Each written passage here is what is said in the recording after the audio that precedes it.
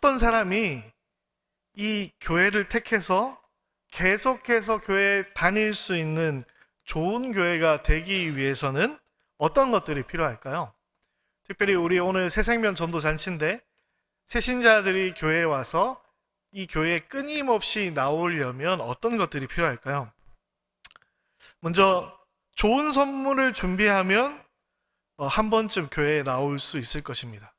우리 사부 예배 새생명 전도잔치에 나오면 에어팟 프로 정도를 준다 라고 하면 나오시겠죠? 한 번 정도는? 네, 여러분 친구 중에 나올 사람이 많겠죠? 네. 아니면 멋진 게스트를 준비하면 한 번 더 나올 수도 있을 것 같아요. 아이유나 BTS나 BY나 뭐 이런 사람들. 네, 요즘에 누가 핫한지 제가 잘 모르겠는데 그런 게스트를 모시면 여러분 오지 말라 그래도 아마 여기 꽉 찰지도 모르겠어요. 제가 예전에 있던 교회에 조성모 집사님이 오셨는데 그 동네 아줌마들이 교회에 다 왔어요. 그래서 성전이 무너질 정도로 이렇게 막 춤을 추고 막 했던 집회가 기억이 나는데 좋은 게스트가 있으면 사람들이 많이 모일 것입니다. 아니면 개인적으로 그 친구나 지인에게 내가 이 교회 한번 나오면 맛있는 밥을 살게 라고 제안한다면 한 번쯤 또 나올지도 몰라요. 내가 아웃백 한번 사줄게 라고 하면 뭐 한 번 정도 나올 수 있겠죠? 근데 계속해서 그런 식으로 교회에 나올 수는 없을 겁니다. 어떤 사람이 진짜 교회에 나오기 위해서는 교회 가운데 세상과는 다른 무엇이 있어야만 하는 것이죠. 세상과는 다른 무엇이 있어야 그 사람이 교회에 나오고자 하는 마음이 생기게 될 것입니다. 교회와 세상이 다른 그 무엇, 그것이 무엇이 있을까요? 아니, 교회는 세상과 다른 어떤 것이 있어야 될까요? 여러분 한번 생각해 보십시오. 여러분이 생각할 때 이 세상에서 가장 귀한 것은 무엇입니까? 사람마다 다르겠죠? 어떤 사람은 돈이 소중하다라고 생각하는 분도 계실 거고 어떤 사람은 아니야, 건강이 중요해 라는 분이 계실 거고 어떤 사람은 직장이나 출세하는 게 중요해 라는 분들도 계실 것입니다. 그런데 이 세상에서 가장 소중한 것은 무엇이냐면 여러분이 동의하실지 모르겠는데 그것은 바로 사랑입니다. 이 세상에서 가장 소중한 것이 무엇이라고요? 네, 동의하십니까? 사랑을 별로 안 해보셨군요.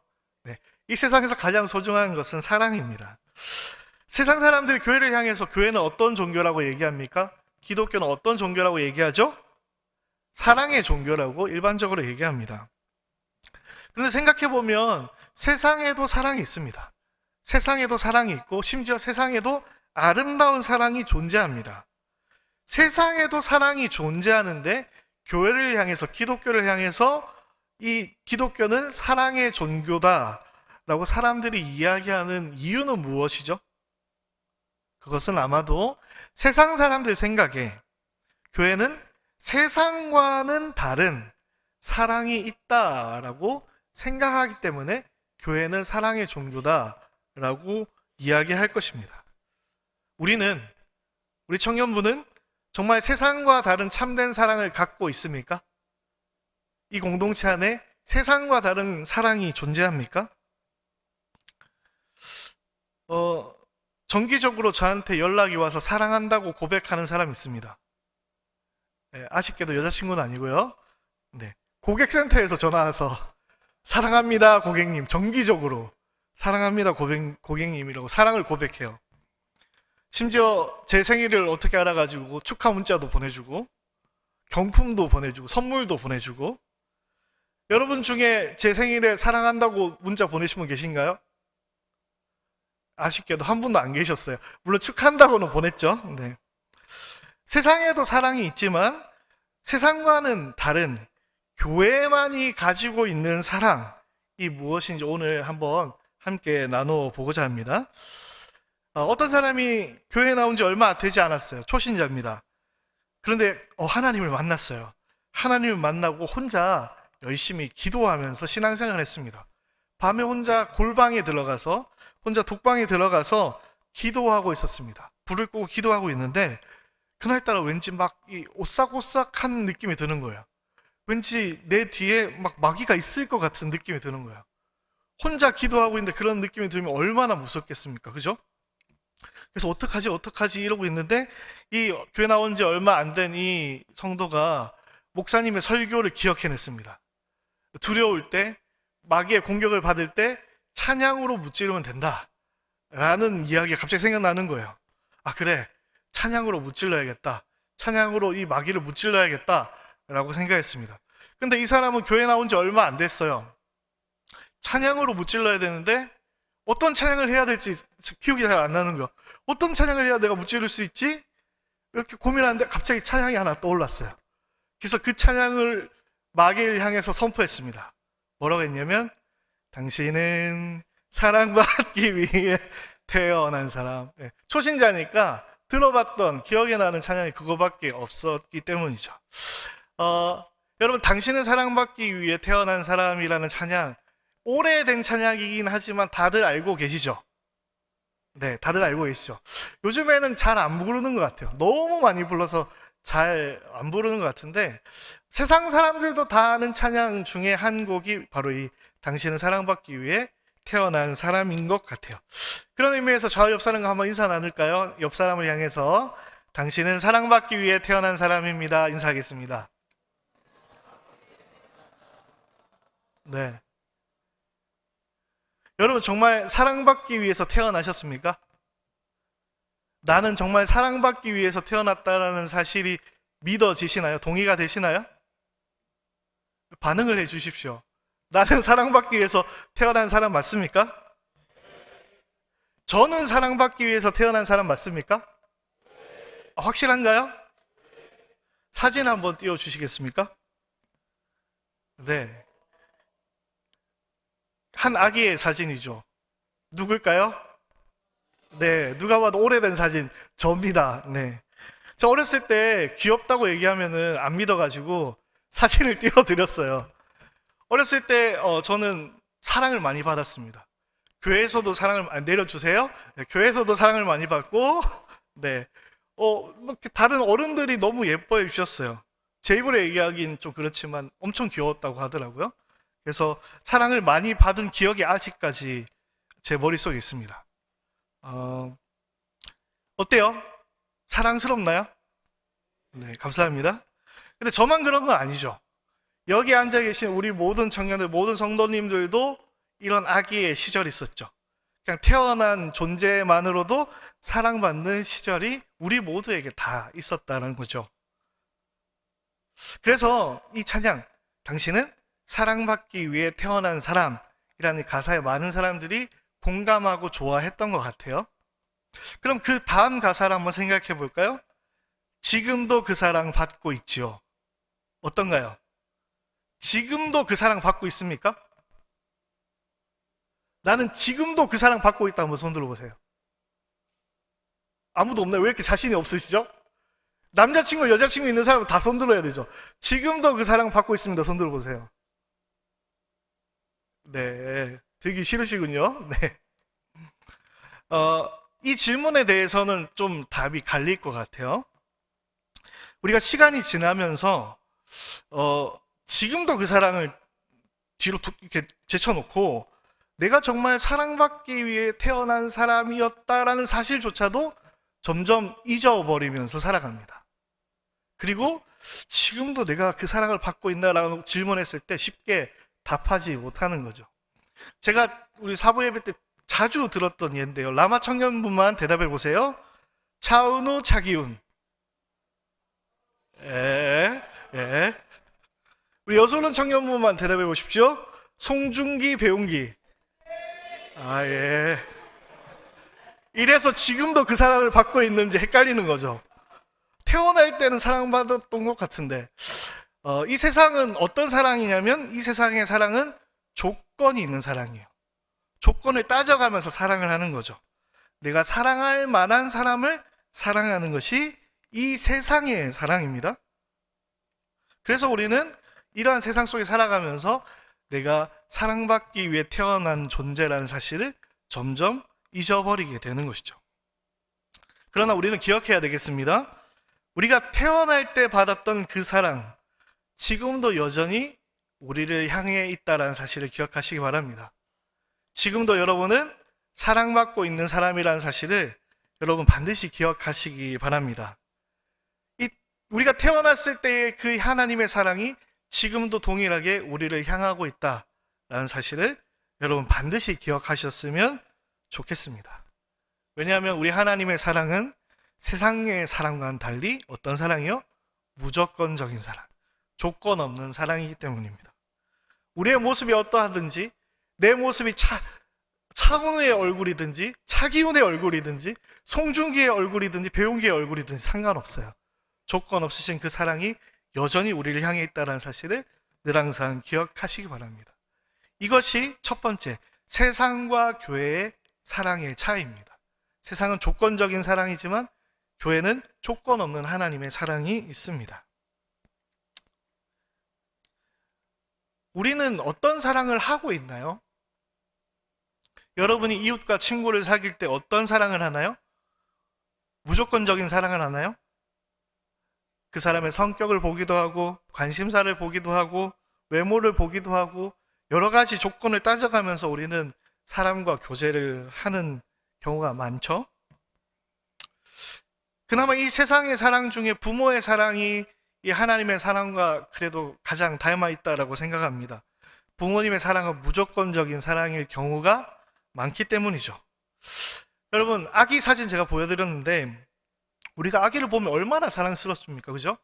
아기가 뭔가 하지 않아도 너무나 예쁘고 너무나 사랑스럽죠. 그런데 이 부모님마저도 이 아이가 자라가면서 무조건적인 사랑에서 조건적인 사랑으로 변하게 되는 것을 우리는 이미 다 경험했습니다. 저만 경험했나요? 여러분 다 경험하셨죠? 여러분이 시험을 봤는데 100점 맞으면 갑자기 엄청난 사랑이 임하고 빵점 맞으면 벌이 임하는 그런 것들 아마 다 경험하셨을 거예요. 부모님의 사랑조차도 조건적일 수밖에 없는 거죠. 왜냐하면 자꾸 비교하는 눈이 우리 가운데 있기 때문입니다. 죄를 지은 모든 인류는 사랑, 무조건적인 하나님의 사랑에서 벗어나서 서로 비교하는 눈을 가지게 되고 그 죄로 인해서 우리는 불완전한 사랑을 할 수밖에 없게 되고 조건적인 사랑을 할 수밖에 없게 되었습니다. 예쁜 아기를 사랑하는 것 누구나 할 수 있어요. 그러나 조금 지나면 이 아기가 꼭 사랑스러운 것만은 아니라는 사실을 깨달을 수 있습니다. 저를 포함해서 여기 결혼 안 하신 분들이 대부분이라 잘 모르겠죠. 아기는 다 사랑스러울 것이다. 그런데 그렇지 않습니다. 제가 신대원의 신학대학원에서 수업할 때 기숙사에 있을 때 룸메이트 친구가 이미 결혼한 친구가 있었어요. 그런데 피치 못하게 그 사모님이 되게 뭔가 사정이 생기셔서 아기를 데리고 학교에 왔어요. 그래서 그 룸메이트들이 이 아이와 같이 놀아줘야 되는 상황이었어요. 근데 이 아빠 된 이 제 친구, 지금 목사님이시죠? 목사님이 수업을 가야 되는 거예요. 근데 수업에 아기를 데리고 갈 수는 없잖아요. 그래서 수업이 없는 저희들한테 그 아기를 맡겨놓고 갔습니다. 아기가 너무 귀여웠어요. 너무 귀여워가지고 막 우리 막 신났어요. 막 이렇게 하면서 놀아주고 있었습니다.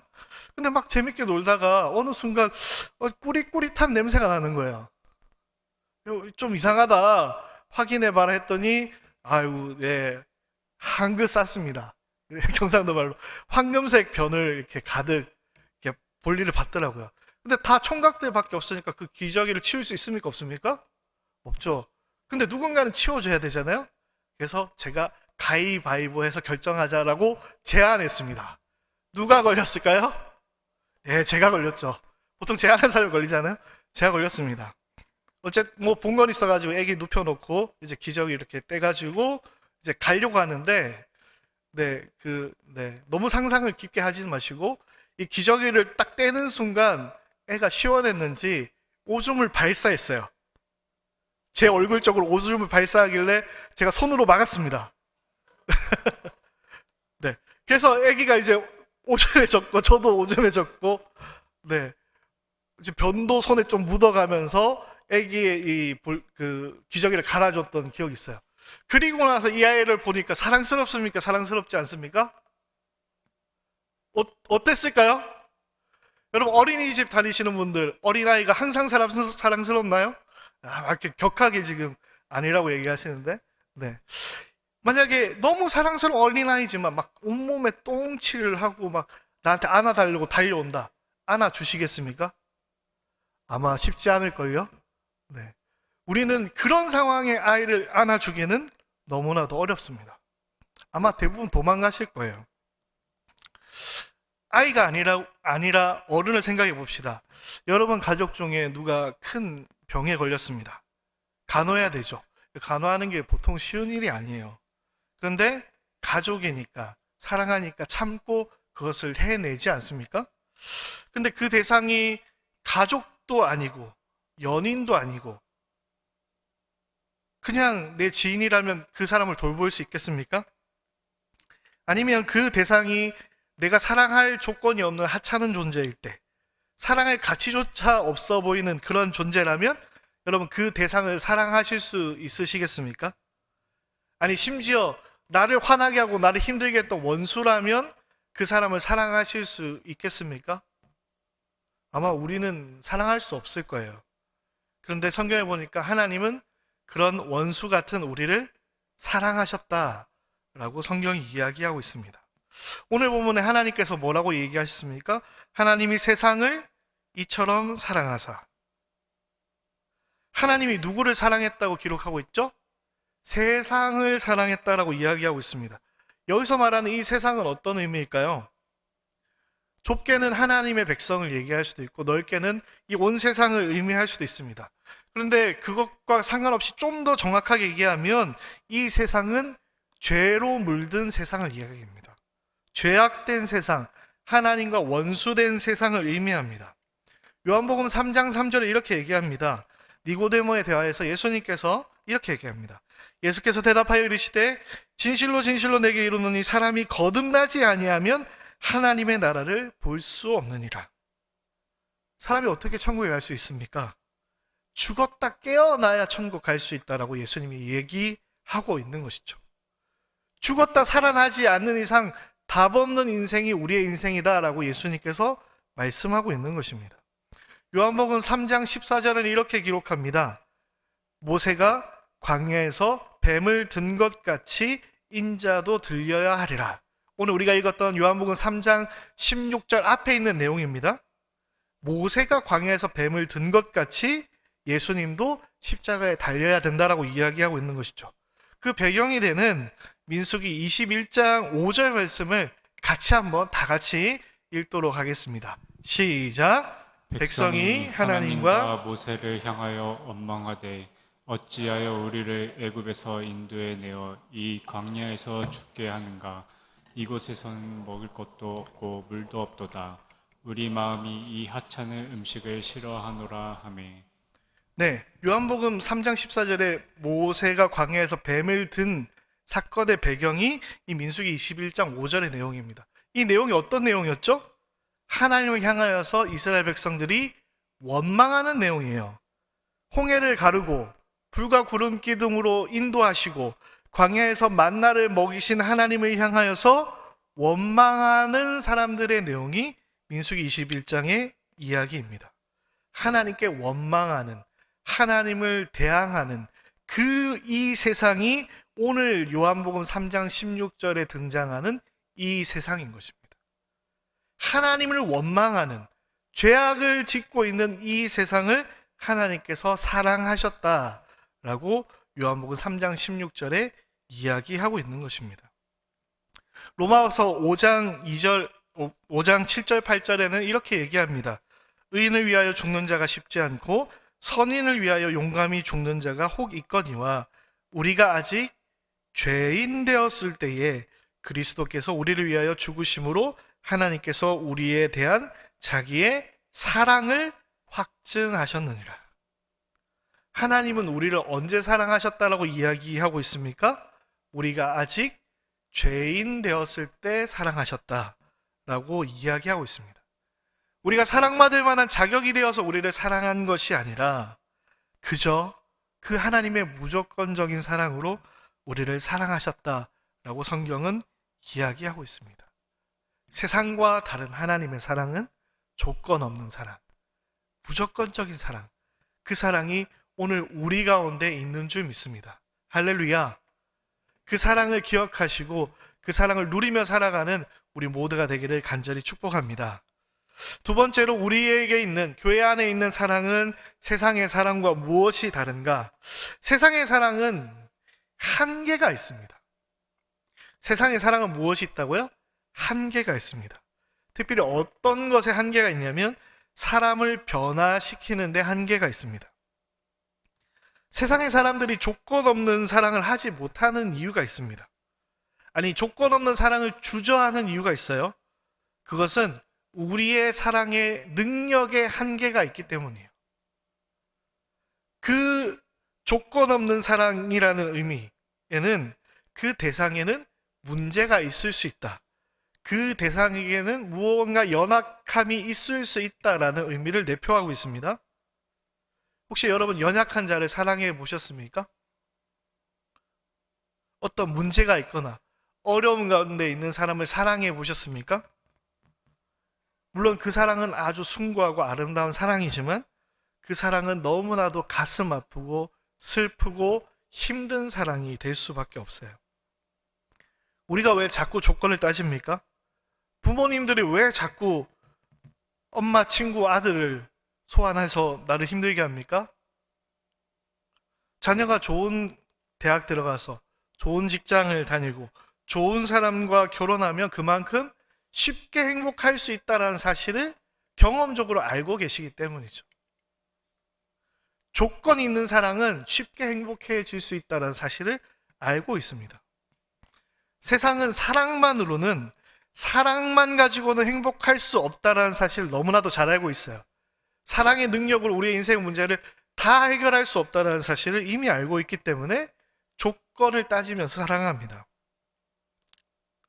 사랑의 능력의 한계에 부딪히게 되면 그 사랑은 힘든 사랑으로 변하게 됩니다. 불치병에 걸린 가족을 사랑해야 되는 그 가족의 마음은 어떻겠습니까? 너무나도 힘든 사랑을 하는 것이죠. 경제적으로 어려움을 겪는 가장들도 그런 슬픈 상황을 경험하곤 합니다. 가족을 위해서 열심히 일했는데 내 의사와 상관없이 사업이 망해서 힘들게 되는 거예요.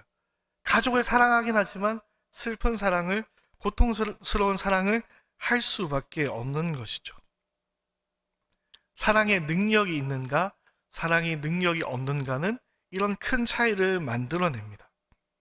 사랑의 능력이 없으면, 사랑의 한계에 부딪히면 그 사랑은 아름다운 사랑이 될 수 있지는 모르나 가슴 아프고 슬픈 사랑을 할 수밖에 없는 것이죠. 그러나 우리 하나님의 사랑은 그런 세상의 사랑과는 다릅니다.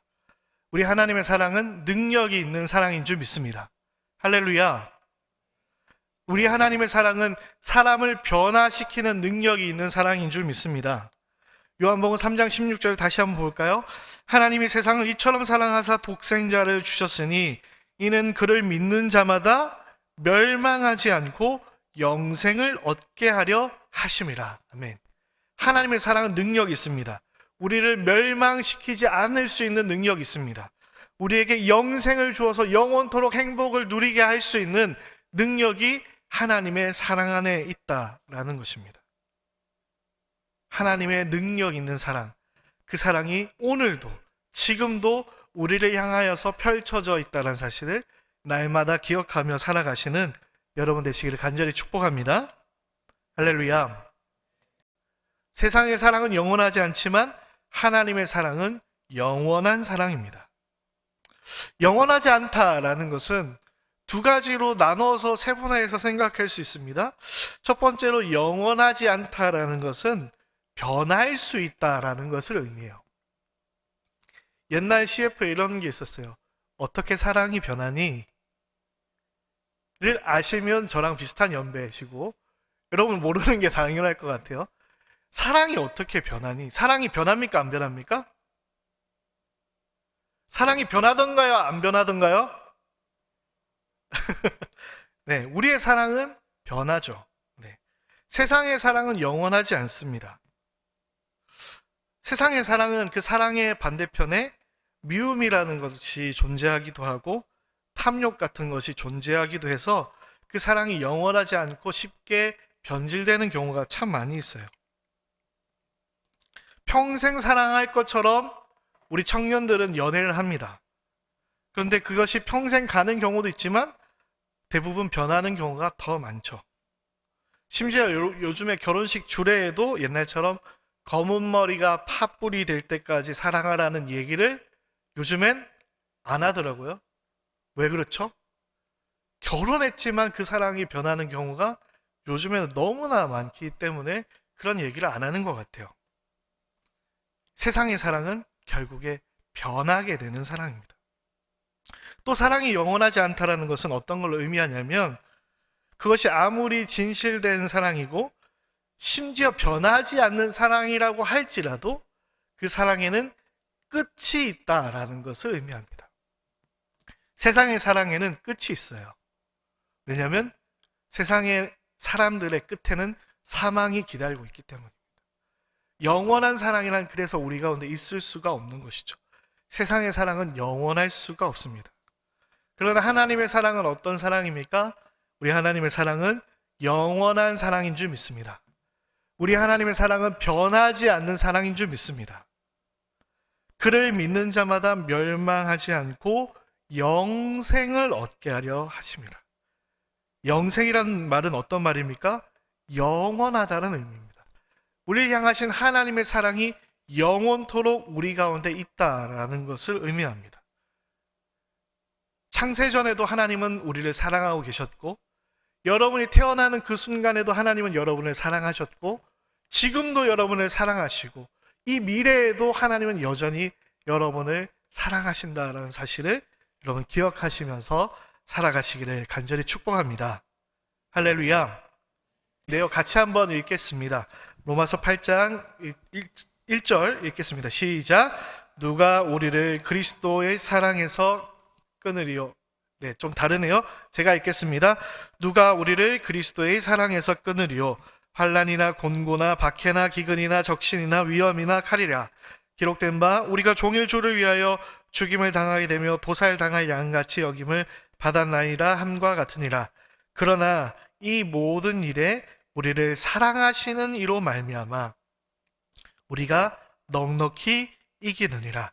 내가 확신하노니 사망이나 생명이나 천사들이나 권세자들이나 현재일이나 장래일이나 능력이나 높음이나 기쁨이나 다른 어떤 피조물이라도 우리를 우리 주 그리스도 예수 안에 있는 하나님의 사랑에서 끊을 수 없으리라.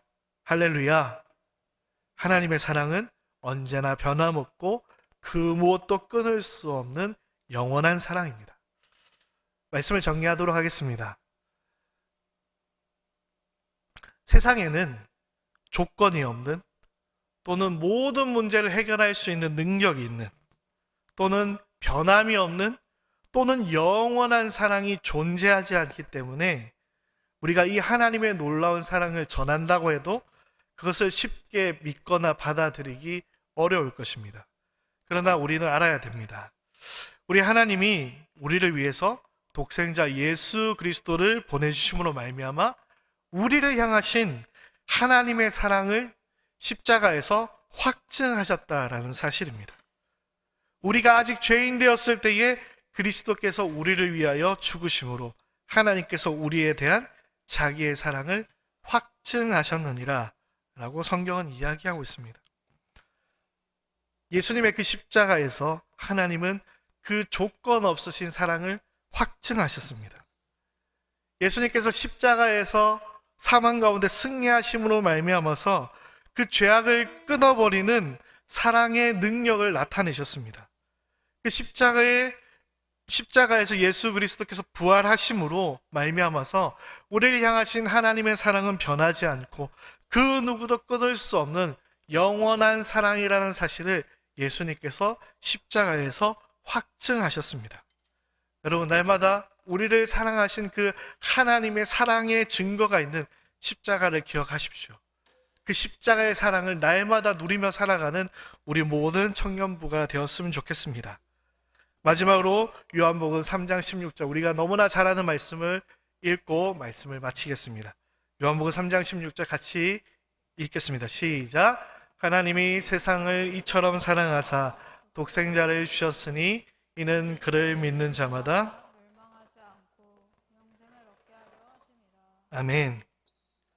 오늘 이곳에 모인 우리 모두는 하나님의 사랑을 받기 위해 태어난 사람이고 지금도 그 사랑을 받고 있고 그 영원하신 하나님의 사랑을 누리며 살아갈 것입니다. 그 사랑을 누리며 살아가는 우리 모든 청년들, 우리 성도님들 되시기를 간절히 축복합니다. 할렐루야. 오늘 함께 기도가 아니라